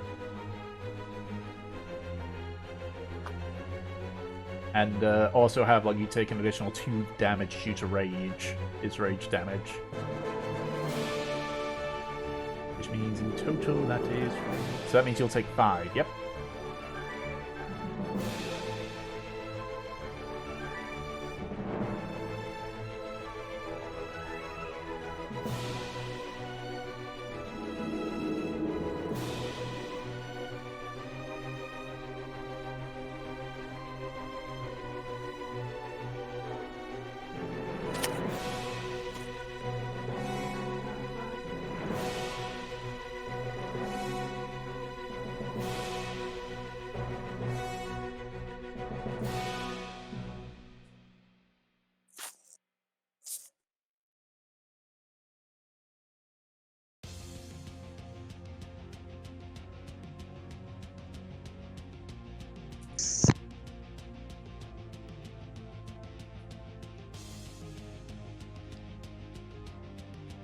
As I said, like, just the amount of health that these guys have. Like, this Fisticuff's gone for a while.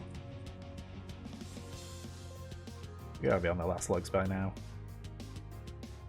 Ooh! So that's 6 damage for the nat 20. God, this really was just a slap fight. It really was. Now look on the bright side. They're not doing this at 20th level. Would that be the whole session?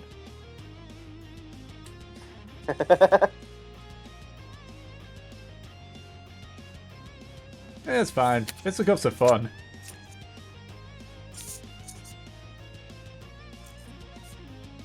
That'd be quite funny if we did that and just made it like, okay, you have to roleplay it as the most, like, anime over the top shit possible. Well, then most of the session would just be us power up yelling. Yeah, exactly. Or attempting to do a technique that'll last an entire episode length. Looking at you, Naruto.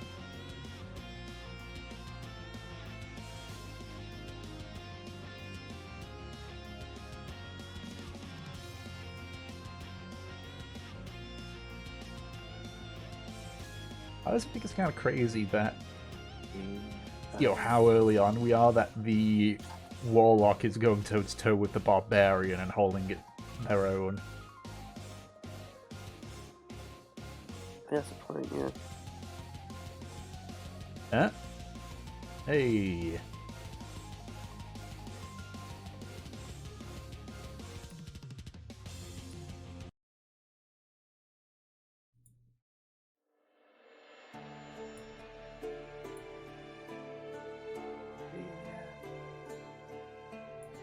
So finally, after a lot of just the... It's been... The jungle has been mostly muffling it, but there's still like been a slight echo of just the impacts. But eventually, both Kindling and Havelocks are like slumped down back near the fire again.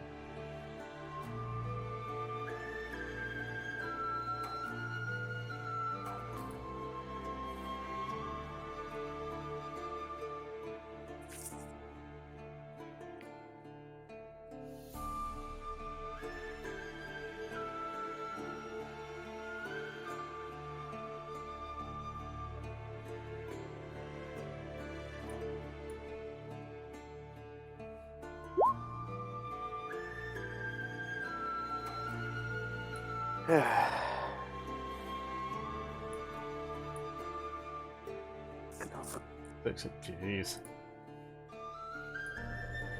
For God's sakes,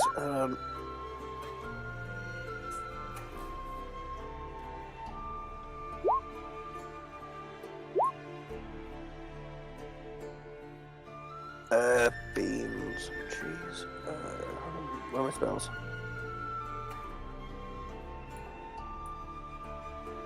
Okay,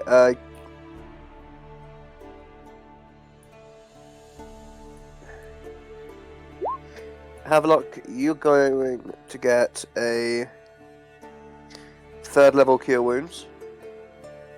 So that is 3d8 plus 5.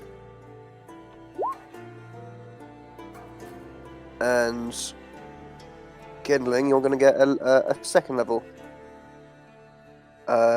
Cure Wounds. So that's 2d8 plus 5.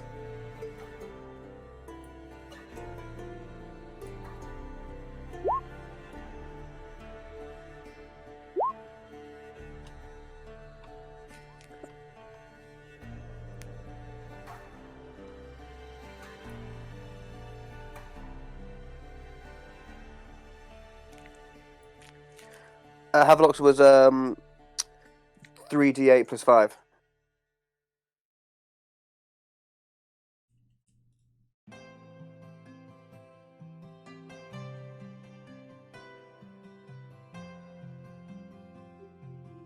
And then plus 5. Yeah, so that is 14 total. Yeah. There you go.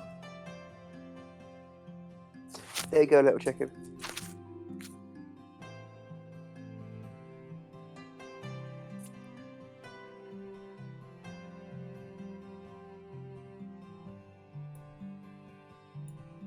Wait, these dice can be your angle. Oh, right.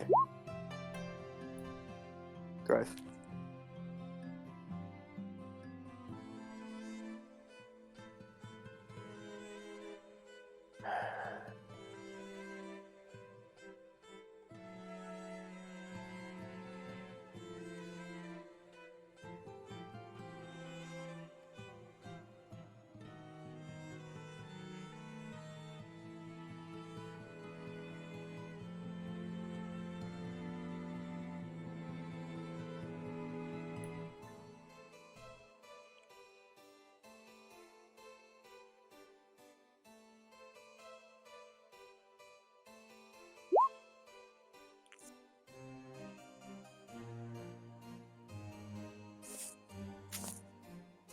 I believe it might be sleepy time. I think it is sleepy time.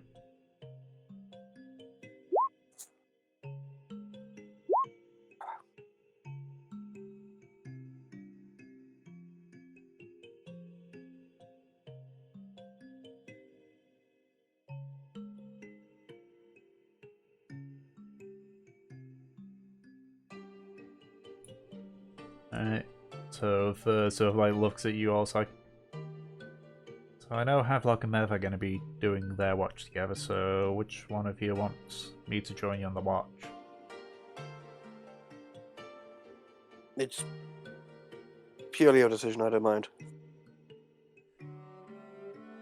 Sort of looks over at the bloodied and bruised kindling. It's like, I think I'll go with kindling today. Makes sense.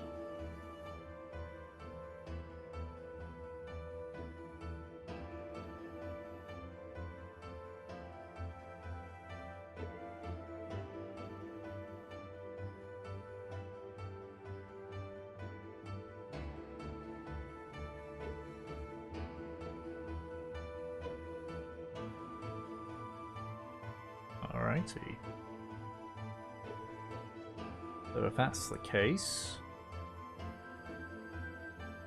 go ahead and make a perception check then, Aki. I would love to. Oh, bollocks. Hmm? I do my hearth and home, my hearth of what's it called? Oh, sorry, Your little bubble thing. hearth of moonlight and shadow. Okay, just on the campsite. So, yeah, +5 to perception. Boosh. 2 straight minutes of slugging it out. Nice. That's 24. That's rubbish. Okay.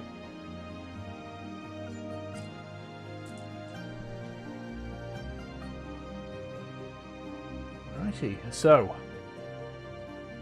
you sit down and observe your surroundings best you can. Even with your dark vision, it's difficult because not only is it very dark, but there's a lot of trees around, meaning that it's hard to really see far into the distance. But you steel your jaw, you stare out intently and begin to watch and listen. A few hours into your shift, you hear a noise just off to your left. Sound of something metal snapping shut.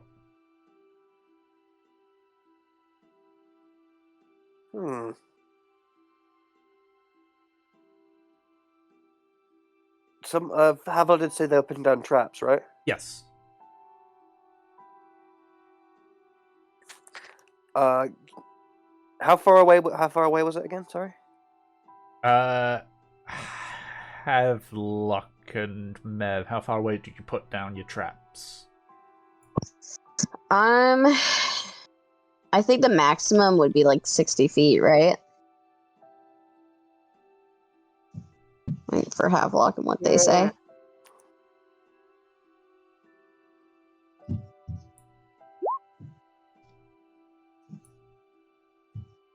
Well, I think 60 still is within hearing range. Yeah.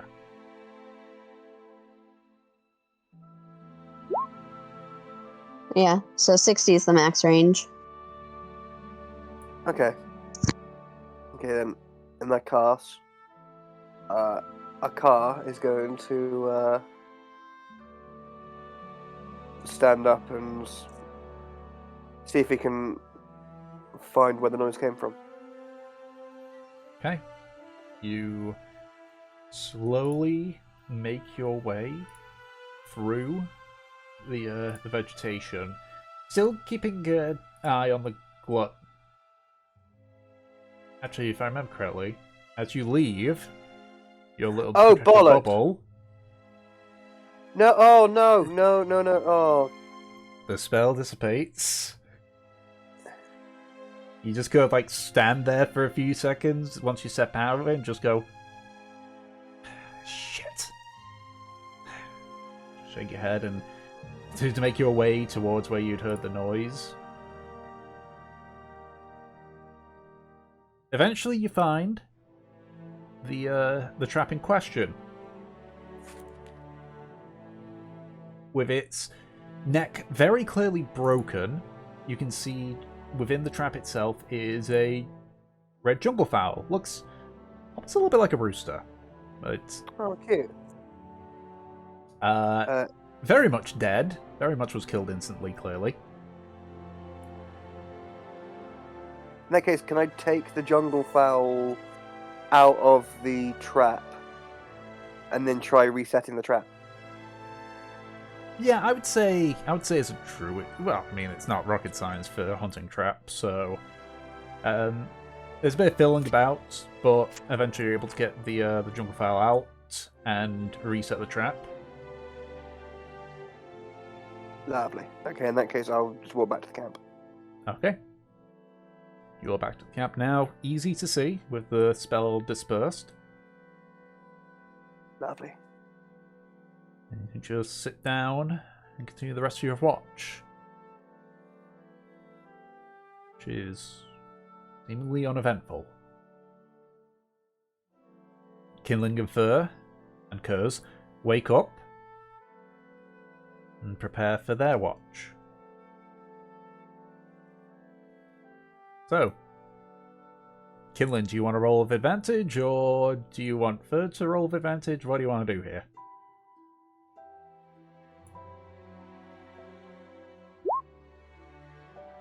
Okie dokie.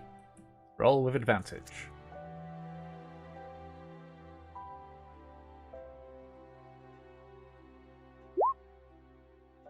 Whoops. Ow. Unfortunately, that 20 is wasted. But 21.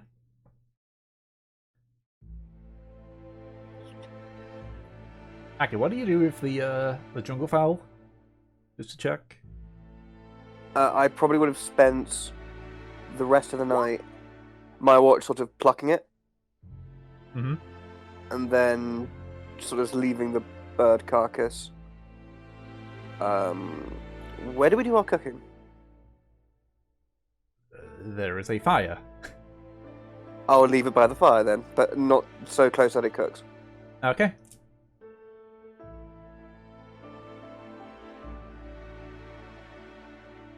So, Her and Kindling begin their turn of the watch. The only thing of particular interest that you see is Kurz does approach the plucked bird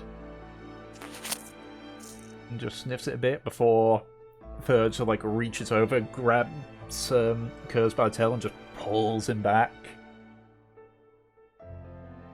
Speaks in Draconic, which I don't know Kindling can understand. He says, Kurz, no. Oh, naughty Kurz. But your watch. Oh, Kindling's typing, so I'll wait before I continue. Okay. But your watch comes to an end, uneventful. As Mev and Havelock both wake up, ready for their shift. Woo! Woohoo! What up? Alright. You've got the actual dark vision, so you can roll with advantage. Dark vision light.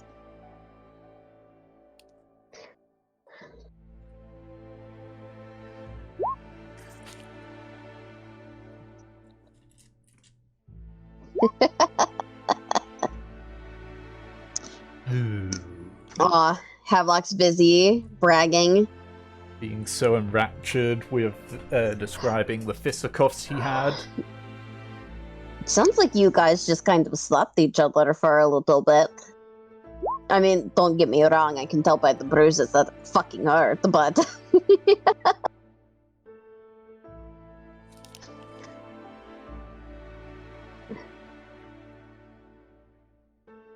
They slapped each other very hard.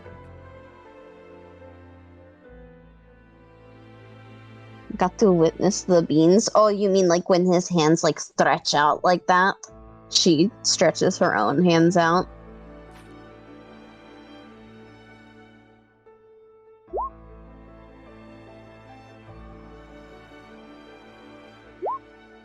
The beans are pretty cute, yes. They're big and pink.